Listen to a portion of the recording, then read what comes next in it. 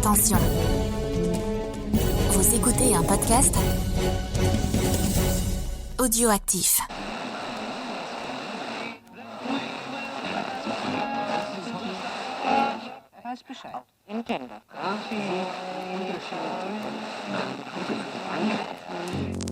De temps en temps, nous recevons des lettres de lecteurs qui se demandent pourquoi il y a tant de moralisation dans nos comics. Ils se donnent beaucoup de mal pour souligner que les comics sont censés être des lectures d'évasion et rien de plus. Mais d'une manière ou d'une autre, je ne peux pas le voir de cette façon. Il me semble qu'une histoire sans message, si subliminale soit-il, est comme un homme sans âme. En fait, même la littérature la plus échappatoire de toutes, les contes de fées ou bien les légendes héroïques d'autrefois, contenaient des points de vue moraux et philosophiques. Aucun de nous ne vit dans le vide, aucun de nous n'est épargné par les événements quotidiens qui nous entourent, des événements qui façonnent nos histoires, tout comme ils façonnent nos vies. Bien sûr, nos histoires peuvent servir d'évasion.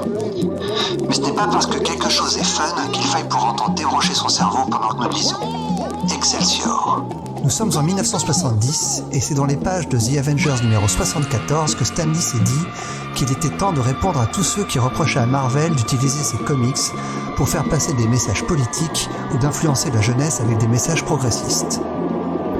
Le parcours des super-héros non traditionnels, qu'ils soient issus de minorités raciales, sexuelles ou culturelles, a été long et sinueux. Dans les années 40 ou 50, les minorités ethniques étaient réduites à des méchants racialement stéréotypés. Il faut attendre 1966 et le numéro de Fantastic Four numéro 52 pour voir apparaître un super-héros sans stéréotype racial, T'Challa, le roi africain du Wakanda. Entre les années 1970 et aujourd'hui, les nombreuses introductions de personnages issus de minorités par Marvel et DC ont été soit influencées par les tendances de la culture pop, soit créées dans un souci de diversité, avec plus ou moins de réussite. L'incorporation de thèmes LGBT par Marvel et DC Comics a pris beaucoup de temps également. Dans les années 80, pendant le mandat de Jim Shooter, Marvel avait carrément une politique « pas de gays dans l'univers Marvel ». Et dans les années 90, toutes les séries mettant l'accent sur les personnages gays en solo devaient porter un sticker « pour adultes seulement ». Northstar de la série Alpha Flight est le premier personnage gay majeur créé par Marvel Comics. Et bien que son créateur John Byrne ait dit que Northstar devait être gay depuis sa création en 1979, il faudra attendre le numéro 106 de la série en 1992 pour que la sexualité du héros soit révélée. Dans cette émission, on va parler d'épisodes uniques, qu'ils soient mythiques ou méconnus, adorés ou détestés, et essayer d'expliquer pourquoi ils sont importants dans l'industrie du comics. Je suis Greg Pigeon, et pour m'accompagner, il fait partie de la minorité des podcasteurs bourguignons, Spades. Bonjour, comment on va ? Salut Spades, t'as un petit problème de micro ? Oui, un petit peu. Faut dire que mon monologue était un peu long. Oui, je me suis endormi. Allez, mais ça fait bizarre d'être invité dans un podcast de gauchistes. C'est ça. Alors, vous l'aurez compris, aujourd'hui, on va parler de comics mettant en scène des personnages soit féminins, soit issus de la diversité. Et on va commencer avec notre sélection. Je rappelle les règles. Un comics DC, un comics Marvel, un titre, un dé chacun. Et c'est parti, et on attaque avec ce que tu veux. Tu commences. Bon, DC, tranquillement, vu que c'était le numéro auquel tu t'attendais le plus de ma part. C'est clair, vas-y. Donc, sans surprise, pour toi, j'ai choisi donc Birds of Prey numéro 8. Pourquoi spécifiquement ce numéro ? Parce que déjà à cause d'Oracle, tu sais ce qu'elle représente pour moi. Tout à fait. Pour moi, Batgirl, c'est pas qu'un personnage féminin, c'est aussi un personnage handicapé. C'est le seul personnage majeur handicapé qui n'a rien pour compenser son handicap. On prend Daredevil qui est aveugle, lui il a des super sens. Et tous les super-héros qui ont des handicaps, en fait, ont un truc pour compenser. Elle, le seul truc qu'elle a, c'est un cerveau absolument extraordinaire et une volonté de faire. Ouais. Bon, on va le dire ouvertement, j'ai fait partie de la communauté des personnes handicapées. Je m'en suis sorti, ça veut pas dire que je vais pas y retourner un jour ou l'autre. Et forcément, Oracle, j'ai une vraie résonance avec ce personnage-là. Et ce numéro, en fait, le numéro 8 de Birds of Prey, la raison pour laquelle je l'ai choisi, c'est parce qu'il pointe exactement quelque chose de particulier qui est difficile à appréhender par les valides. C'est la difficulté qu'ont les handicapés à créer une relation amoureuse. Donc en fait, cet épisode, il va mettre en scène le meilleur amant de Barbara Gordon, donc Dick Grayson, alias Nightwing, qui à ce moment-là donc ne comprend plus trop où est sa place auprès de Barbara Gordon, et il se remémore en fait leur dernier rendez-vous, qui était un rendez-vous au Cirque Ali, dont il est le propriétaire, et où ses parents à lui sont morts, et un rendez-vous tout ce qu'il a de plus romantique. Je pense que tu es d'accord avec moi là-dessus. Alors, au départ, non, elle insiste bien sur le fait que justement, ça ne doit pas être un rendez-vous romantique. Mais elle a beau insister, mais ça ressemble quand même tellement, quoi. Les choses se passant tellement bien. Voilà, il manque que la boîte de chocolat en forme de cœur pour vraiment avoir le cliché jusqu'au bout. Et en fait, il va lui Nightwing va lui offrir en cadeau un dernier moment de vol, puisqu'elle n'est plus Batgirl, elle n'a plus l'occasion de voler de toit en toit comme elle le faisait avant, et il va lui c'est ce qu'elle lui dit d'ailleurs, c'est ce qui lui manque le plus. Hein. Ouais. Et le truc, c'est qu'il va lui offrir donc une séquence de haute voltige. En fait, il a du mal à comprendre sa place et il a du mal à comprendre le rejet que Barbara Gordon vis-à-vis de lui. En fait, le truc, c'est que Barbara Gordon a du mal à l'expliquer. Pourtant, elle l'explique dans cet épisode. C'est que tout simplement, elle veut être un fardeau pour personne.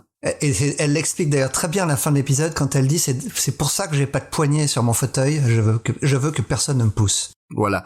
Et en fait le truc c'est que quand tu as un handicap, t'es tellement habitué à ce que tout le monde te voit de manière comme un être pathétique que t'as une véritable réaction de rejet vis-à-vis des gens qui essaient de se comporter comme il faut avec toi parce qu'ils savent pas faire en fait. C'est ça. Moi tu vois mon handicap, moi c'était un handicap visuel, j'étais malvoyant. Donc j'ai subi 2 greffes de cornée pour pallier à ça. Et le truc, tu peux pas savoir le nombre de personnes qui te chopent le bras sans te prévenir pour essayer de t'aider à traverser la rue. Mais c'est un coup à se prendre des coups dans la gueule, quoi. Faut éviter de faire ça. Et le truc de Barbara, c'est vraiment ça. C'est quelqu'un qui veut être indépendant et qui a du mal à accepter la main tendue. Et c'est un épisode que je trouve absolument brillant, qui a été écrit donc par Chuck Dixon. Graphiquement, c'est les années 90, hein, ça date de 99, donc c'est Greg Land qui est au... Eh c'est pas si mal pour du Greg Land. Non, c'est un peu pas ce que j'allais dire. C'est Greg Land qui est au dessin et vraiment on sent la patte 90. J'ai toujours un problème avec la colorisation des comics de l'époque, mais en dehors de ça, je trouve que le dessin est plutôt beau. C'est pas mal. Hein. Il y a deux trois pages qui sont absolument sublimes, notamment les pages de voltige. Là, Greg Land rend les visages hyper expressifs. Et au final, t'aurais même pas besoin des bulles de dialogue pour comprendre la relation et le plaisir qui se joue entre Nightwing et Oracle. Je suis vraiment content que t'aies choisi ce numéro parce que c'est vraiment l'exemple typique de comics dont je voulais traiter quand j'ai choisi le thème de cette émission. C'est un épisode qui est feel good. Ouais. On en sort avec la banane et en même temps il fait passer plein de choses. Ça m'étonne de la part de Chuck Dixon qui est pas connu pour être l'homme le plus fin du progressiste. Voilà, il est pas très fin comme tu le dis. Et cet épisode au contraire l'est vraiment. Il montre le désarroi que ressent Nightwing vraiment très bien et il ne comprend pas Barbara et en même temps il l'aime vraiment beaucoup et il veut tout faire pour qu'elle ait un vrai beau moment avec lui. Et c'est un chouette passage. Ouais, mais surtout, en fait, le truc, c'est qu'il faut pas oublier que Barbara a été détruite pendant Killing Joke pour la simple et bonne raison que le staff éditorial avait strictement rien à foutre du personnage de Barbara Gordon. Et qu'en fait, toute la phase Oracle, ça a été une reconstruction du personnage où en fait les auteurs ont fait non, il est hors de question que ce personnage qu'on aime disparaisse comme ça dans le néant. Et ils ont été obligés de le reconstruire. Et tout ça se sent en fait dans cet épisode. On sent qu'en fait les mecs ont réfléchi pendant des années pour essayer de reconstruire le personnage de la manière...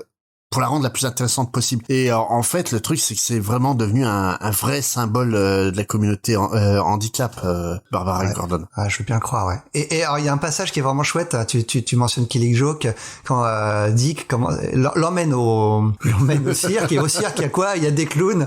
Et Barbara rit, plaisante. Et comme souvent, les personnes handicapées, elles plaisantent de son handicap et de ce qui lui est arrivé. Ouais. Et c'est un chouette moment aussi dans le comics.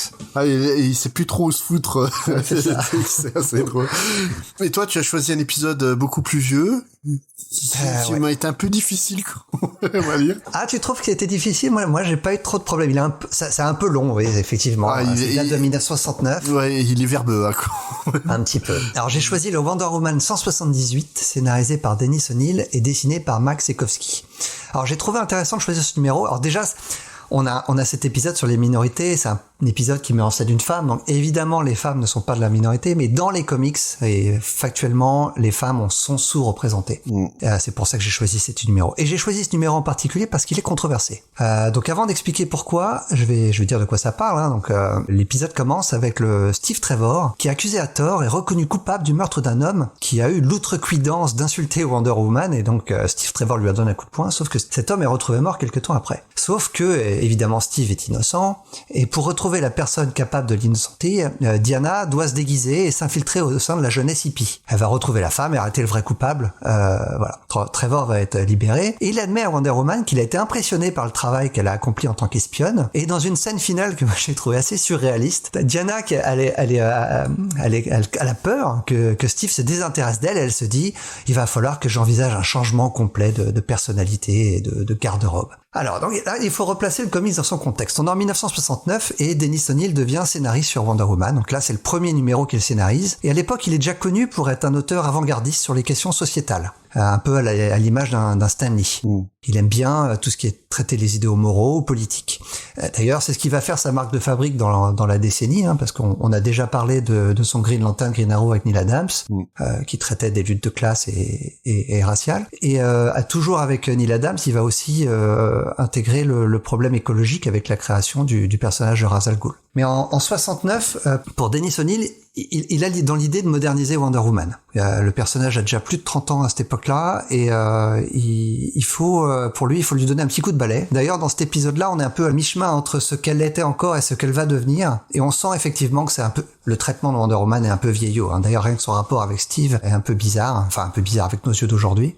Sauf que l'idée de transformer Diana en fille moderne de son époque, c'est pas son idée à lui, c'est l'idée de Max Sekowsky, le dessinateur du titre. Et leur idée, donc, c'était d'encourager les lectrices à lutter pour l'indépendance. Et donc, ils ont dépouillé le personnage de ses pouvoirs, de son lasso et de ses bracelets, ainsi que de son costume rouge, blanc, bleu aux couleurs de l'Amérique, pour en faire une femme active et intelligente et qui est également une super espionne. Qu'a priori, c'est plutôt une bonne idée. Donc, il va donner un nouveau look à Diana, et donc tu m'as dit que t'as pas trop aimé cet épisode, en tout cas tu l'as trouvé verbeux, en tout cas les dessins, moi je les ai trouvés somptueux et hyper dynamiques. Ah non, les dessins sont top, à part le décor de la boîte de nuit, franchement c'est des hippies, donc les mecs sont sous LSD, t'es sous LSD, t'as ça sur le mur, tu fais un bad trip direct. Hein.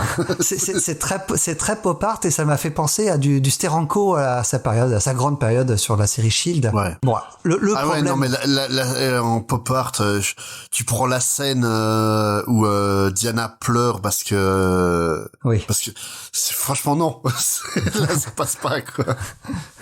Mais le vrai problème de cet épisode qui l'a rendu controversé, ça vient d'une féministe de l'époque qui s'appelle Gloria Steinem, qui était une icône et une militante du mouvement de libération des femmes. Et c'est ce mouvement qui faisait que Dennis O'Neil voulait en fait plaire à ce mouvement quand il a décidé de refaire Diana, et il s'est complètement planté. Au contraire, en fait, elles lui sont tombées dessus parce que cette Gloria Steinem a publié un article dans un magazine, le magazine Mrs., en affirmant en fait que cette réinterprétation de Wonder Woman était au contraire anti-féministe. Alors qu'est-ce qu'elle lui reproche ? Première chose, c'est de lui avoir retiré ses pouvoirs. Parce que une fois que Diana n'est plus Wonder Woman, elle devient une femme impuissante qui apprend les arts martiaux auprès de Hai Ching, un homme. Alors que en tant que Wonder Woman, elle était plus forte que les hommes. Elle était mieux que les hommes, elle venait d'une société épargnée par les guerres des hommes. En supprimant ses avantages et ses traits d'Amazone, ils ont atténué l'impact du personnage, la réduisant de déesse à une fille moyenne vivant dans un monde d'hommes. Alors on peut en penser ce qu'on veut de ce que dit Steinem. Moi je trouve que cette réaction un peu exagérée, et Dennis O'Neil avait vraiment, il pensait vraiment à bien quand il a. Ah oui, non, mais entre l'intention et l'exécution. C'est ça. Le problème, c'est qu'il s'est planté et que O'Neil regrette, jusqu'à la fin de sa vie, il a regretté son travail sur Wonder Woman. Ça a bien marché à l'époque. Hein.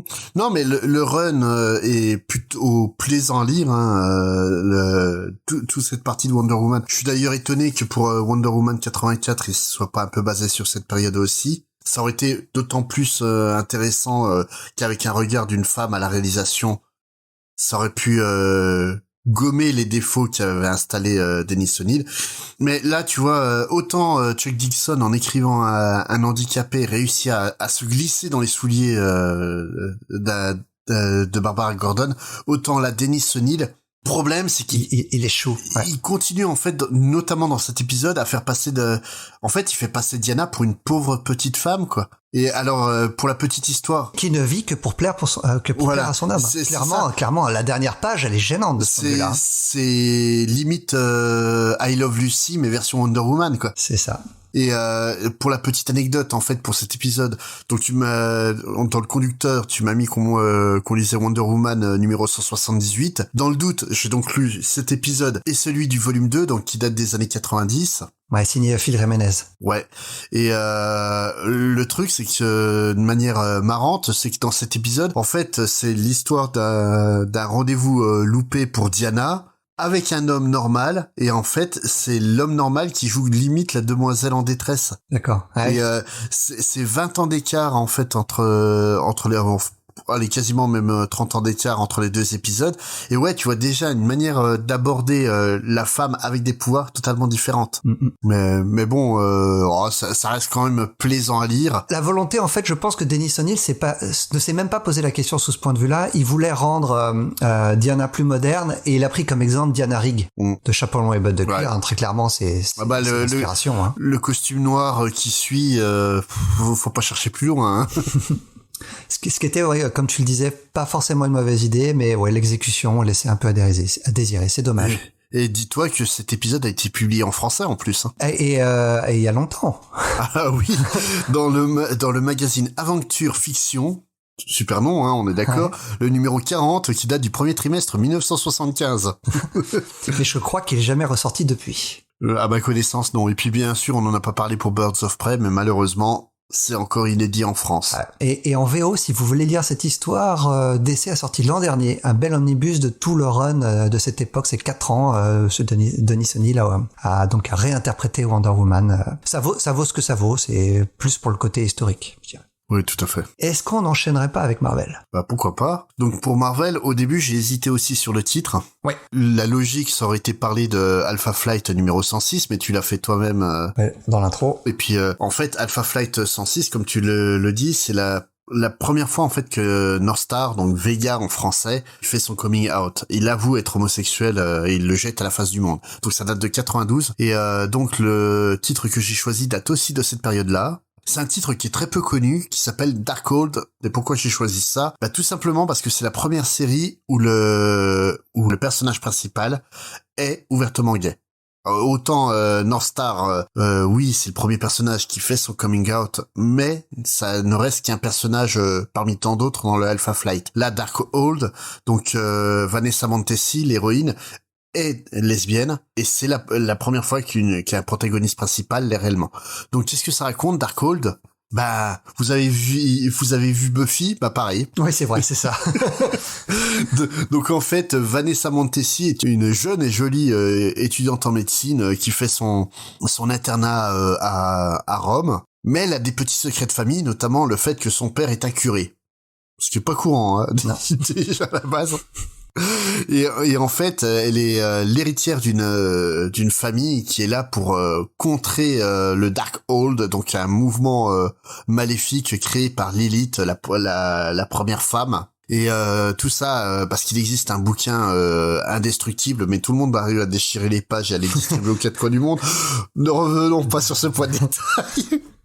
Et le Darkhold, en fait, c'est ce bouquin qui est le livre des péchés, qui permet en fait d'acquérir des pouvoirs phénoménaux et qui provoque la destruction à travers le monde. En fait, c'est une série qui est née au cœur d'un event Marvel mettant en scène notamment le Ghost Rider qu'on voit dans l'épisode. Oui, et on voit aussi Johnny Blaze qui était le Ghost Rider d'avant. C'est ça. Après donc ça a été écrit par Chris Cooper, ça a été dessiné par Richard Case et graphiquement tu les sens bien mes grosses années 90 hein. Oh là, c'est dur. Oh là, c'est rude parce que t'as commencé en parlant de ça avec Birds of Prey, franchement ça passe. Là, faut s'accrocher quoi. Tu les sens bien mes grosses années 90. Ah ouais, franchement ouais, remarque d'un côté pour le bonhomme dégueulasse fer de terre, ça colle quoi. Ah ouais, alors franchement, il y a certaines scènes, c'est difficile à comprendre ce qui se passe tellement c'est l'air. Ah ouais, et puis l'ancrage à la truelle. Ah ouais, c'est dur. Et l'histoire est un peu complexe en plus parce que tu l'as dit, ce numéro arrive en plein milieu d'un event, donc c'est l'épisode 4/6. d'un event. Voilà, c'est à la fois une partie d'un event, mais c'est aussi à la fois c'est aussi un numéro 1. C'est une introduction d'un nouveau personnage, parce que Vanessa, on n'en a jamais entendu parler avant, on la découvre, donc elle est en train de bouffer au restaurant avec sa colocataire qu'on apprend qu'on apprend plus tard dans la série que c'était son amante. Oui, c'est... Ah non, mais c'est dit ouvertement par la suite. Hein. Et en fait, le truc, c'est que... C'est pas le cas dans cet épisode. Non. Dans cet épisode, c'est toujours ça, c'est colocataire. Ouais. C'est comme Spirou et Fantasio, c'est des colocataires qui dorment dans la même chambre. C'est les clichés de la lesbienne sont quand même bien sortis pour la coloc. Hein. C'est là aussi, ils ont été à la truelle sur les clichés. Mais vraiment, en fait, c'est du Buffy-like à 100%, quoi. C'est une élue qui va sauver le monde parce que les forces du mal essayent de prendre le contrôle. Par la suite, ouais, donc on va découvrir ses origines, on va découvrir en fait que le fait qu'elle est fille de curé ça et homosexuelle, ça pose vachement de problèmes à son père curé quand même. Non, c'était une curiosité, j'avais entendu parler de ce titre-là sans jamais le lire. Donc j'ai testé le numéro 1 puis j'ai lu le reste du run. C'est pas une série inoubliable, mais le personnage est loin d'être inintéressant en fait. Bah écoute, pareil, moi ça fait quelques temps maintenant que j'ai le TP à la maison, mais je l'avais encore pas lu, donc là j'ai lu le numéro 1, je vais lire la suite. C'est dans l'univers mystique de Marvel que j'aime bien le personnage du Ghost Rider, donc je suis content d'avoir le tome et j'ai hâte de lire la suite. Non, franchement, c'est pas un truc inoubliable, hein, mais le personnage en fait mériterait d'être plus développé et plus présent actuellement, quoi. Je pense surtout actuellement avec une politique aussi ouverte, d'avoir un personnage, ça fait quand même maintenant près de plus de 30 ans qu'elle est dans l'univers Marvel en tant que personnage homosexuel, ça pourrait servir de modèle aux plus jeunes personnages dans le milieu LGBT, quoi. Et ouais, c'est un peu dommage qu'on n'en entend plus beaucoup parler. Bon, après, ouais, c'est vraiment, tu les sens bien, les années 90, autant au niveau graphique que scénaristique. Ouais, ça connaît de son époque, c'est clair. Bon, bien sûr. Inédit en VF. Voilà. Évidemment. Et donc, comme je le disais en VO, il y a un beau TP qui reprend l'intégralité du run. Il y a une quinzaine d'épisodes. Et donc, pour toi, tu vas nous parler d'un personnage homosexuel aussi ou pas? Pas du tout. On fait un retour dans les années 70 chez Marvel, mais là, c'est le premier super-héros noir, en tout cas, le premier super-héros à avoir son propre titre. À l'image de donc Vanessa Montesi, quoi. C'est la première fois qu'un personnage noir est le protagoniste principal de son titre. C'est ça. Donc c'est Hero for Hire numéro 1, donc qui met en scène Luke Cage avec Archie Goldwyn au scénario et George Tosca au dessin. Alors c'est ce premier numéro, c'est l'origin story de Luke Cage. Donc l'histoire débute en prison. Et puisqu'évidemment le personnage est noir, donc quelle est la place d'un noir aux États-Unis au début des années 70, peut-être même encore maintenant, c'est en prison. On fait la connaissance de Carl Dukas, donc un prisonnier noir qui est, on peut le dire, hein, il est plutôt maltraité par ses geôliers. Ouais, mais il a un tempérament de merde aussi. Alors, on va y revenir, mais c'est un vrai, ce comic, c'est une série de clichés, de stéréotypes, parce que le noir est forcément brutal. Donc, Luke Cage ils ont vu Shaft, ils ont aimé, hein. Ah oui, là, c'est ça. Donc, on revient à Carl, donc, parce que Carl n'est pas encore Luke Cage, et il explique au médecin de la prison que bien qu'il ne soit pas le citoyen le plus respectueux des lois, hein, ça c'est le moins qu'on puisse dire, on revoit à travers un flashback qui prend quelques libertés avec la loi, ouais. Mais non, il est quand même accusé à tort, il est en prison parce qu'il était accusé à tort de possession de cocaïne. Et en fait, il s'est fait avoir par son meilleur ami, qui l'a trahi parce qu'il voulait se débarrasser de lui pour devenir un dealer. Et donc le médecin va offrir à Carl une possibilité précoce de libération conditionnelle s'il accepte de devenir un cobaye pour une expérience scientifique visant à rendre l'être humain plus résistant aux maladies. Évidemment, on est en prison, on a des noirs sous la main, quoi de mieux que d'en servir comme cobaye. Ça fait il y a un petit point de détail en fait que j'aimerais bien qu'on m'explique un jour dans l'univers Marvel. Mais il y a combien de copies erronées du sérum du super soldat? C'est ça. Parce que tout le monde en fait à sa sauce et fait n'importe quoi, mec. Alors évidemment, ça va pas se passer comme prévu parce qu'il y a un des gardiens, donc un des fameux gardiens bien racistes qu'on a vu au début de l'épisode, qui va. Il aurait pu jouer le petit teigneux dans la ligne verte. C'est ça, c'est exactement ça. Hein. Et donc pendant l'expérience, il va toucher à la machine et Carl, donc l'expérience va mal se passer, mais Carl va au final plutôt bien s'en sortir parce qu'il va y gagner une résistance accrue et une peau à l'épreuve des balles. Et grâce à ses nouveaux pouvoirs, il va réussir à s'échapper et il va devenir Luke Cage, donc Hero for Hire, un héros à embaucher. Alors, encore une fois, un petit peu de contexte. On est donc au début des années 70 et à la fin des années 60, on a eu toute une série de lois sur les droits civiques aux Américains américain aux États-Unis, et la culture pop afro-américaine a explosé à cette époque-là. Donc que ce soit dans la musique ou au cinéma, donc dans la musique on a des méga stars comme James Brown, Marvin Gaye ou Curtis Mayfield, qui sont très influents pour la communauté afro-américaine. Et au cinéma, c'est la même chose. Enfin, en tout cas, pour revenir sur la musique, ces membres très influents appelaient ouvertement à résister à l'oppression. Et au cinéma, c'est la même chose avec les films de la Blaxploitation qui ont commencé à apparaître au début des années 70 et qui ont été d'énormes succès auprès de la communauté afro-américaine. Et DC et Marvel ont voulu capitaliser sur cette tendance et profiter de la mode. C'est comme ça que va naître Luke Cage, qui à ses débuts, comme je le disais tout à l'heure, c'est un vrai stéréotype. Il est athlétique, hein, c'est une grosse baraque.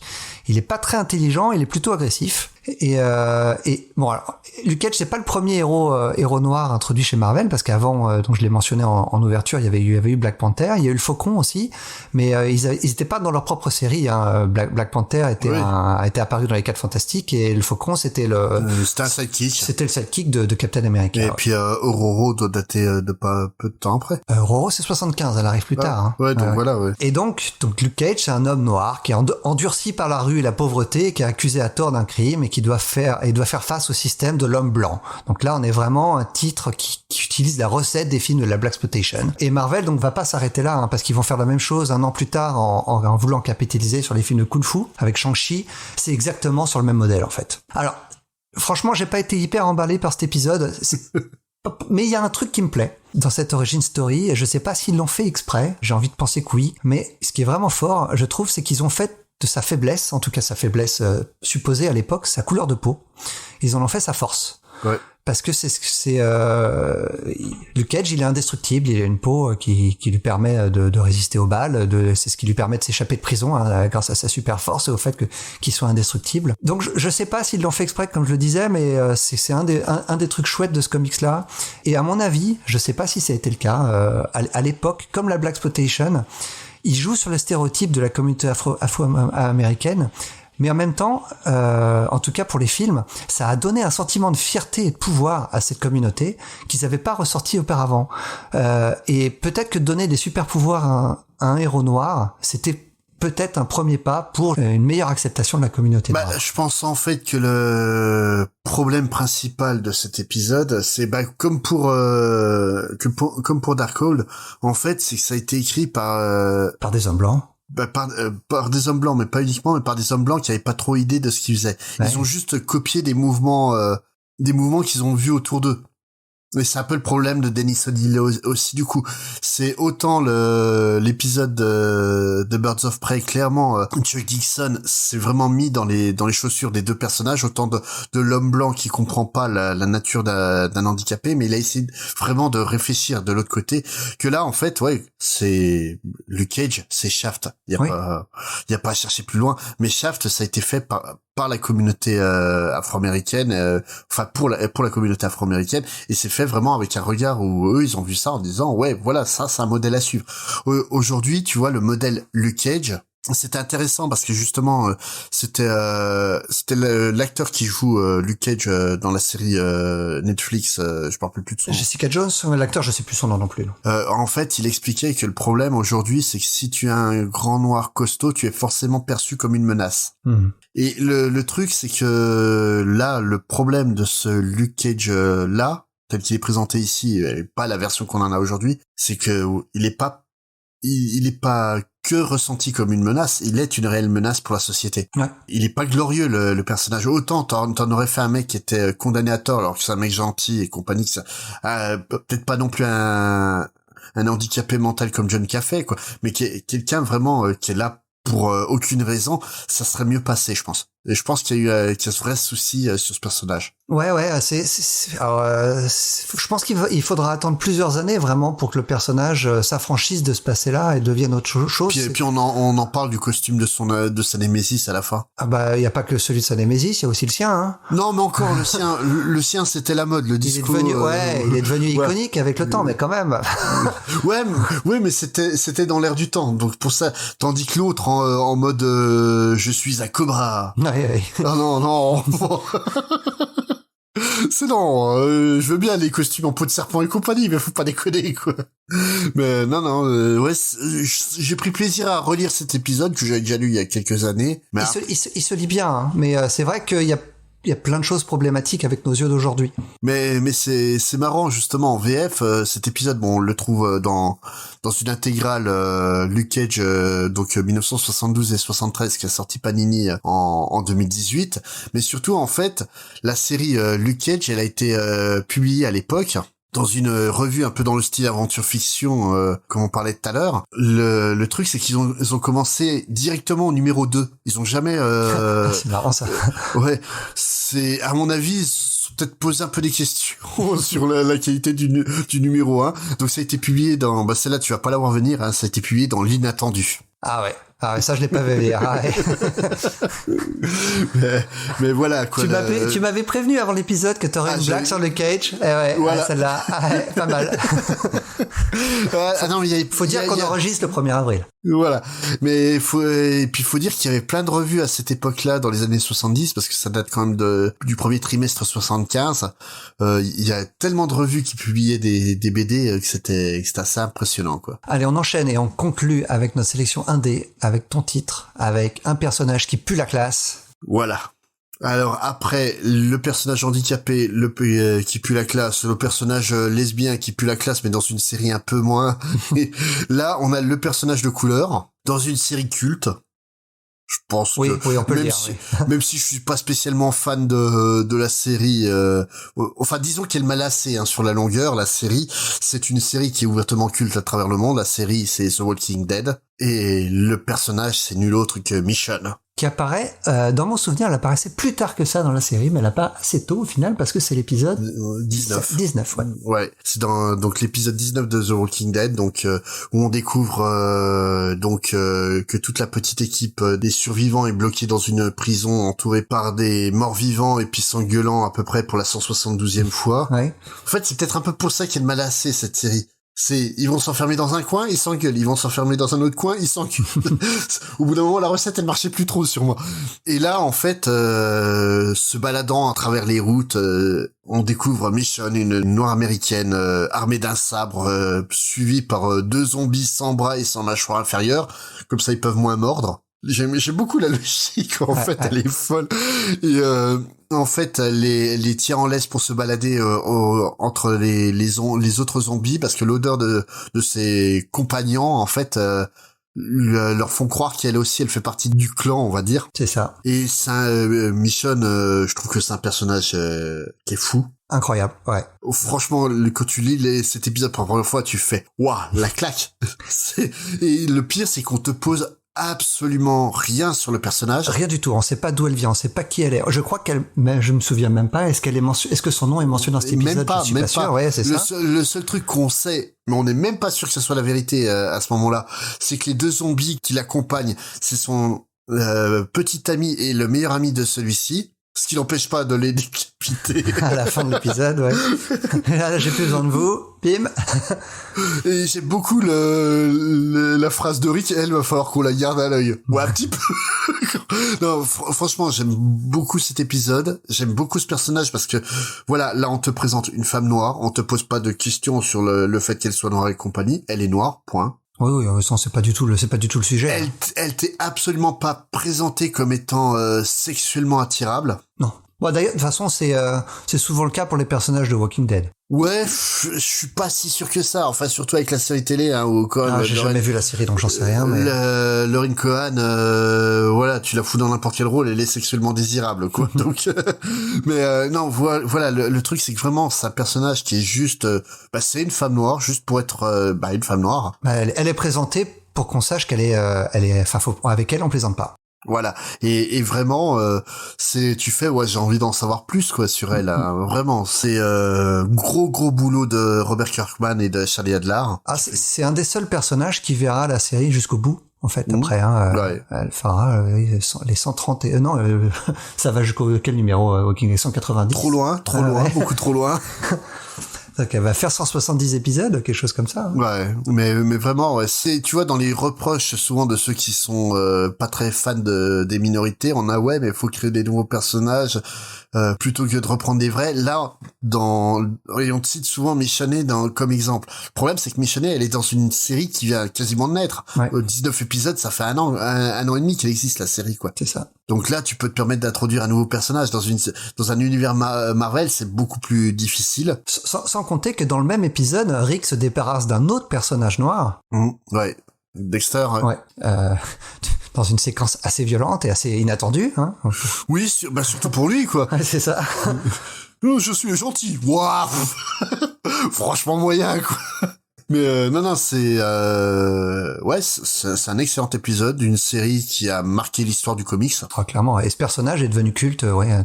Et puis qui a marqué l'histoire de la pop culture en général, quoi. Je pense que dans 20 ans, on va voir encore des mèmes sur Walking Dead et puis qu'on aura encore des figurines Michonne. Alors on va conclure avec un épisode d'une autre série culte. Une série qui n'est pas terminée, en tout cas officiellement.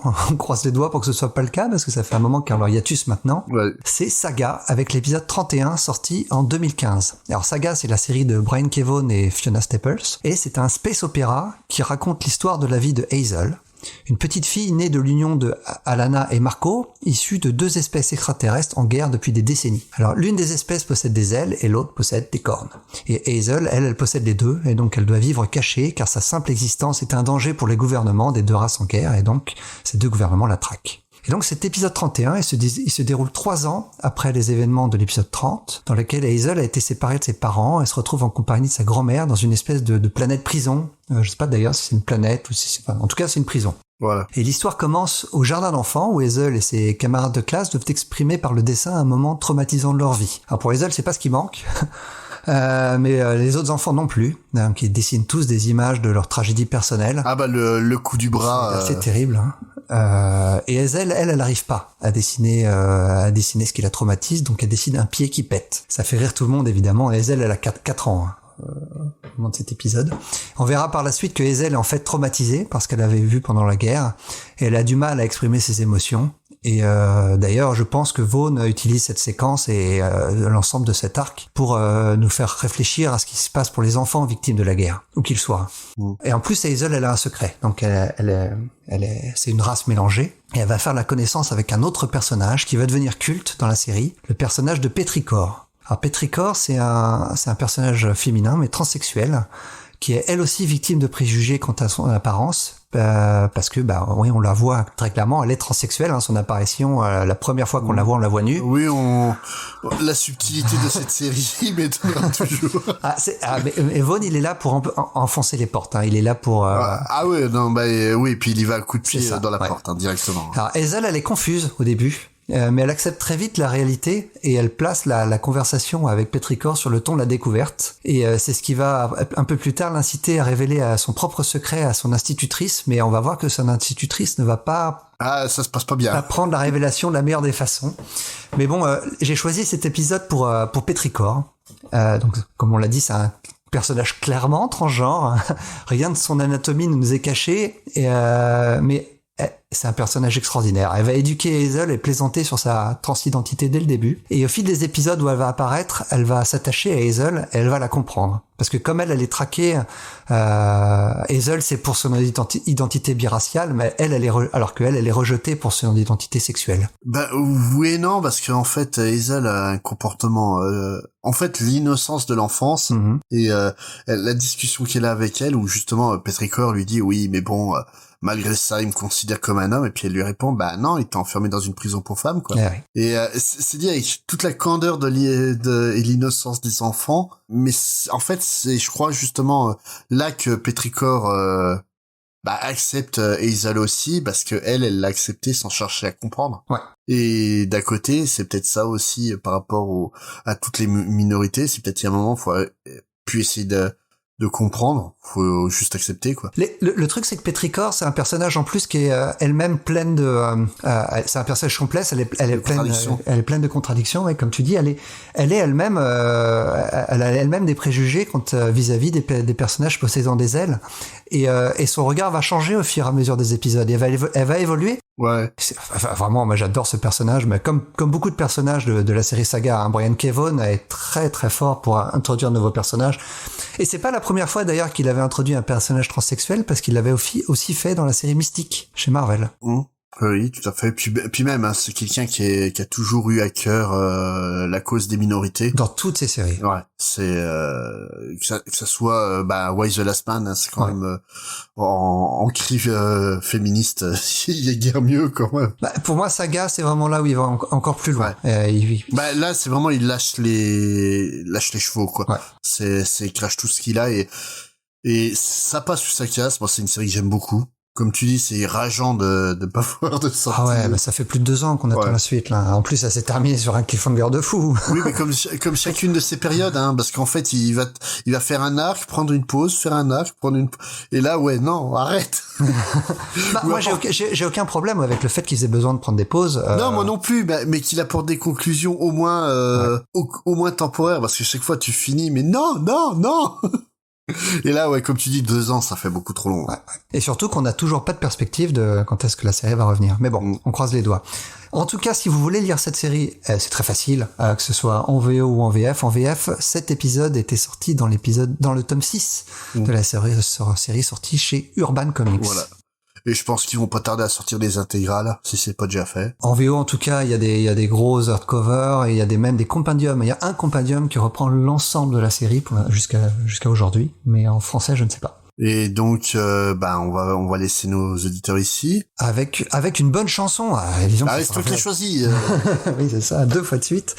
On va se quitter avec, et je sais même plus le titre de la chanson. Small Town Boy. Oui, du groupe Bronski Beat. Voilà. Alors, forcément, vous connaissez cette chanson. Si vous ne savez pas de quoi elle parle, je vous invite à porter attention aux paroles. C'est l'histoire d'un jeune homosexuel qui doit quitter sa ville natale parce qu'il n'est plus accepté à cause de son identité. Voilà, c'est l'histoire de Jimmy Somerville, le chanteur du groupe, tout simplement, hein, qui est très très engagé dans la cause homosexuelle en Angleterre depuis les années 80. Bon on vous quitte là. Allez, à plus. À bientôt. Salut.